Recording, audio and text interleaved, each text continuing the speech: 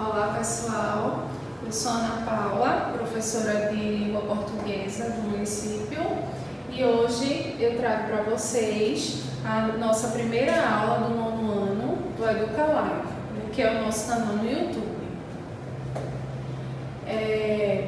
Como vocês podem perceber, o nosso tema de hoje são as avaliações externas. Nós vamos trabalhar alguns descritores e para que a gente chegue até o processo de escritores, eu vou fazer algumas apresentações para vocês. Primeiro, o que são essas avaliações externas e para quem servem essas avaliações, tá? Então, as avaliações externas são provas que os governos estaduais e federais enviam para as nossas escolas para que os alunos do nono ano do ensino fundamental possam passar por essa avaliação e assim eles têm um retorno de como anda a situação da educação, não só no estado, mas no país também. Então, nós temos aqui a logomarca do SAEB, temos a logomarca do SAEB e no nosso município em especial nós temos também a avaliação municipal que é chamada SAEB. Essa, por sua vez, é feita a princípio, antes dessas duas provas, para que o aluno possa conhecer melhor o material, e possa se sair melhor nessas avaliações. Então, como eu já falei, são avaliações destinadas para alunos do nono ano do ensino fundamental, no caso vocês que estão assistindo. Quando é que ela acontece? Geralmente ela acontece no quarto bimestre. O SAERE acontece no mês de outubro, quando é ano normal, ano sem pandemia, sem nenhum impedimento. No mês de outubro, início de novembro. O SAEB ele só acontece a cada 2 anos, porque ele é nacional. E o SAEP acontece geralmente no final do mês de novembro. Então, os estudantes fazem essa prova e o retorno vem para as secretarias municipais de educação no ano seguinte com os dados de cada escola e por aluno também. Essas avaliações, elas são realizadas nas disciplinas de português e matemática e nós hoje iremos ver alguns descritores de língua portuguesa. Essa avaliação externa, tanto o SAERE, quanto o SAEP, quanto o SAEB, elas acontecem baseadas numa matriz de referência, que é essa aqui.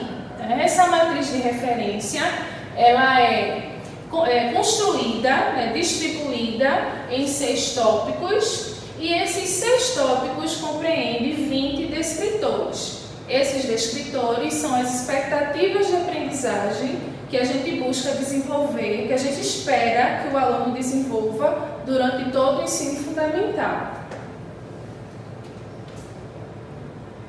Então, de acordo com os tópicos da matriz de referência do SAEP, que são os 6 que já foram falados, nós temos o primeiro, que é práticas de leitura, o segundo, que são as implicações do suporte, do gênero e do enunciador, de acordo com a compreensão que se faz do texto. O terceiro tópico são as relações entre os textos. O quarto, a coesão e a coerência, que são as conexões que existem entre as partes do texto, a compreensão que a gente faz ao ler os textos. O quinto tópico são as relações entre os recursos expressivos e efeitos de sentido, aí vem trabalhar as semioses do texto. E por último, a questão da variação linguística, que nós geralmente vemos lá no 6º ano. Então, essa matriz, ela vem trabalhar os conteúdos que foram vistos em sala de aula durante todo o processo do ensino fundamental, e não apenas os conteúdos do nono ano.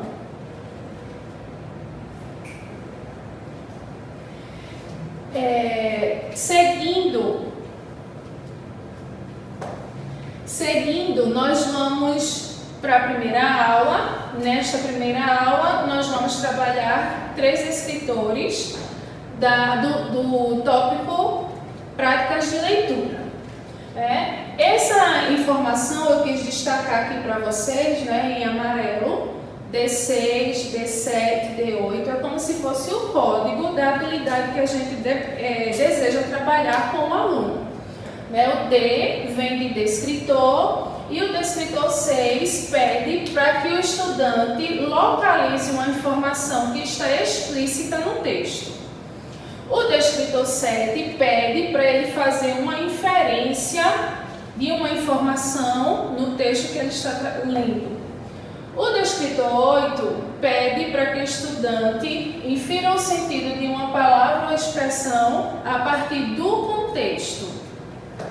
E seguindo, nós vamos ver partes desses descritores, né? A habilidade mais a fundo, vamos dizer assim. Então, o D6, que é localizar a informação explícita em texto, né? Para essa habilidade, o que é que a gente espera? Né? A gente espera que o estudante localize uma informação solicitada, que foi solicitada lá no item, né? Que essa informação ela está expressa literalmente no texto ou pode vir manifestada por meio de uma paráfrase, né, que é uma citação, vamos dizer assim. Essa habilidade ela pode ser avaliada por meio de um texto base que dá suporte ao item. E é essa estrutura que as questões dessa prova têm. Nós geralmente temos o texto base, o texto de apoio, temos o item, né, que vem pedir para que o aluno mostre, aponte o gabarito, que é lá onde está a habilidade.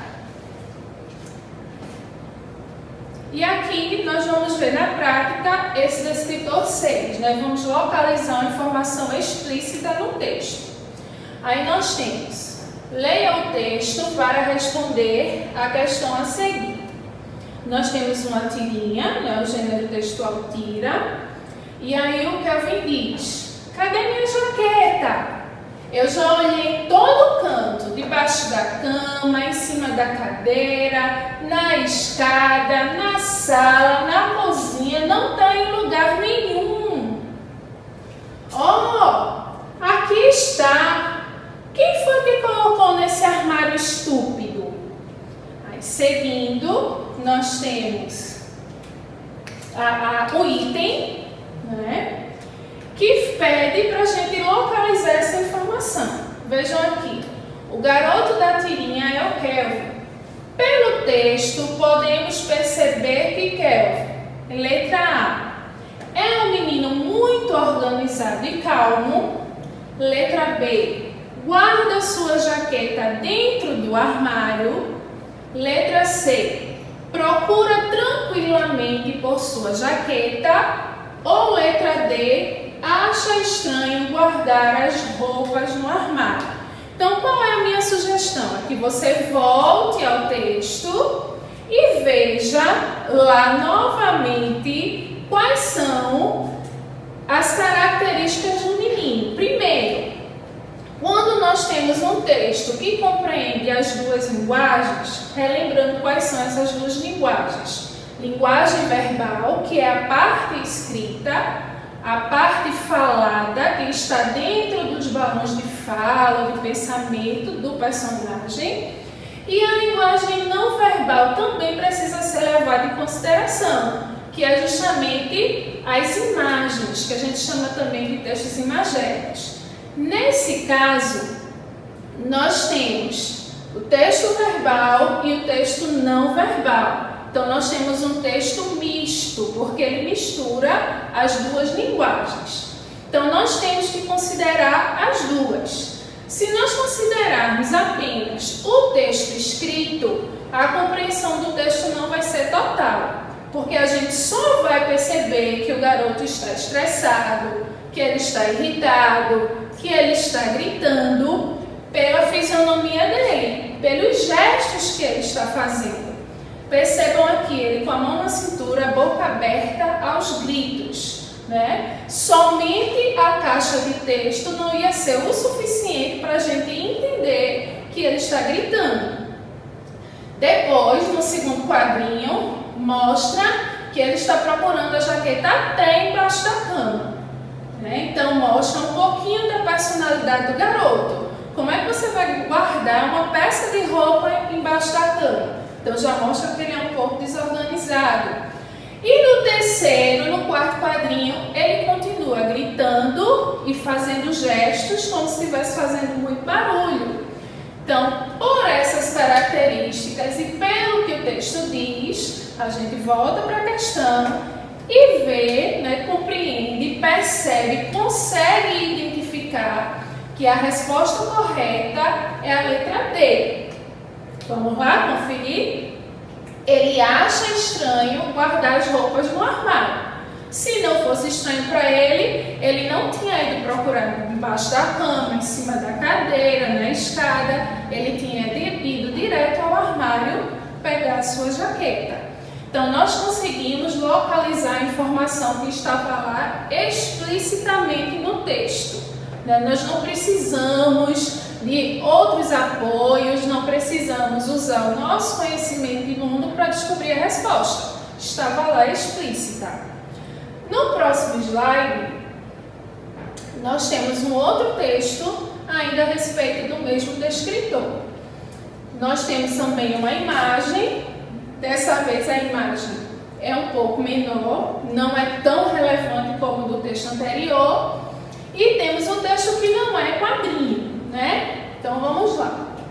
Um remédio chamado carinho. Você sabia que a desnutrição às vezes não é causada apenas pela má alimentação? Falta de carinho também pode dificultar o desenvolvimento de uma criança. Hoje, de 1 a 5% das crianças brasileiras sofrem de desnutrição. Para tentar amenizar o problema, um hospital de São Paulo, o Pérola Brighton, está ensinando as mães de crianças com desnutrição a cantar para seus filhos e até brincar de roda. O tratamento está dando certo, ou seja, algumas doses extras de carinho não fazem mal a ninguém. Então, partindo para o item, no próximo slide a gente vê que, para diminuir o problema da desnutrição, um hospital de São Paulo está. Qual a medida que o hospital tomou? Qual a medida que o hospital adotou para tentar diminuir esse problema da desnutrição das crianças? Na letra A, compensando a falta de comida com remédios.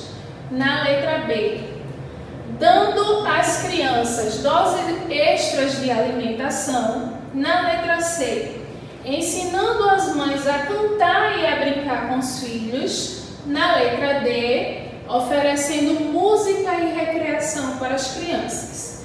A gente precisa sempre lembrar de voltar ao texto para tentar, de alguma forma, já que é para localizar uma informação explícita, encontrar a resposta no texto. Ela vai estar lá no texto, tem alguma pista no texto para que a gente identifique. Então, se a gente perceber no segundo parágrafo, né, a gente vai direto ao item, ó. Um hospital de São Paulo está ensinando as mães de crianças com desnutrição a cantar para seus filhos e até brincar de roda.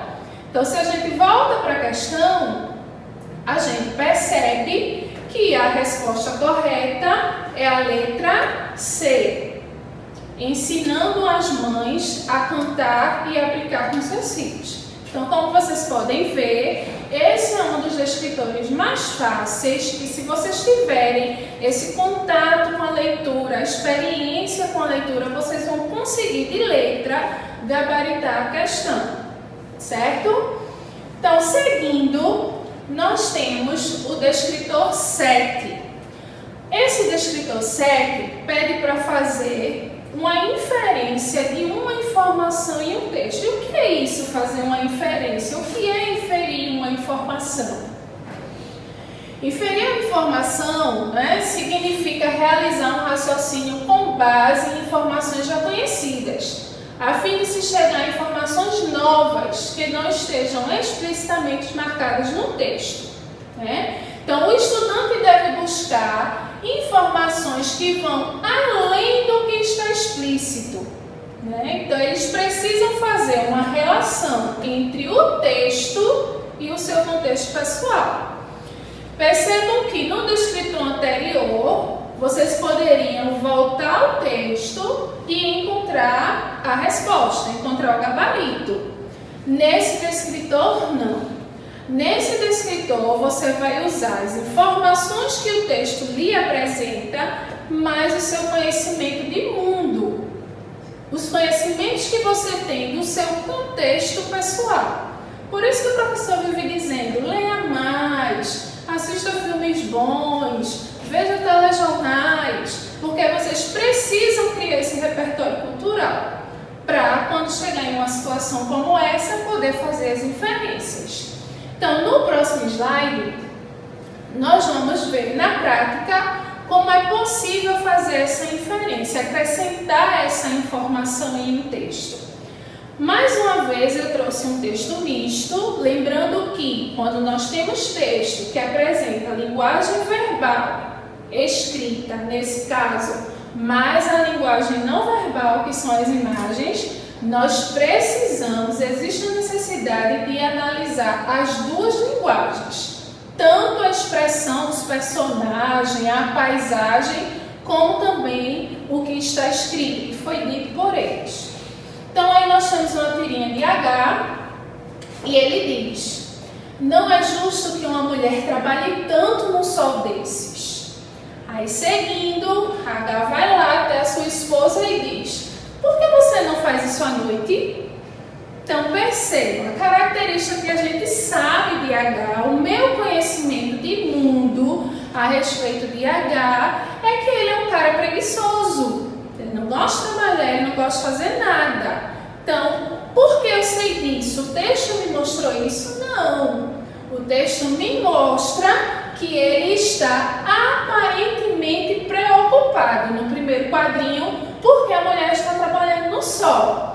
A gente espera que ele vá lá e tome uma decisão de ajudar ou até mesmo de fazer o serviço por ela. Mas será que é isso que acontece? Não. Ele surpreende a gente pedindo para que ela pare e deixe para fazer à noite, porque à noite não tem sol. Mas vamos ver qual é o item para esse texto?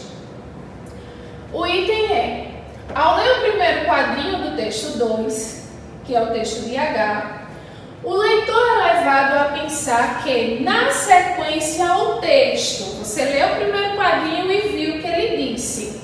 Vamos ver? Não é justo que uma mulher trabalhe tanto no sol desse.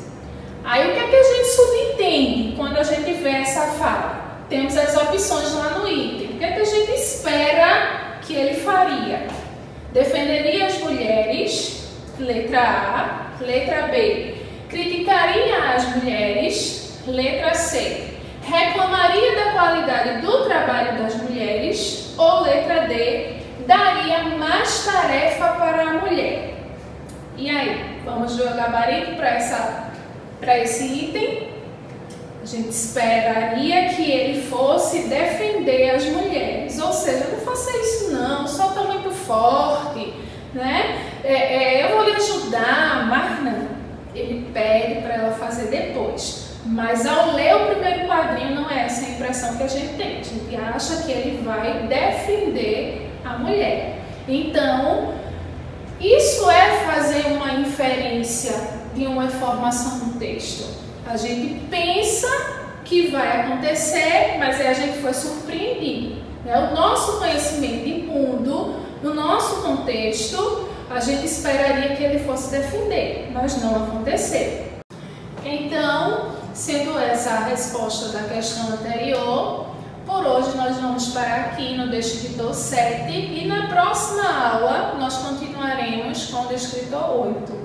Eu espero que vocês se dediquem bastante vendo essa aula, respondam as atividades que os professores enviarem ao grupo e um forte abraço.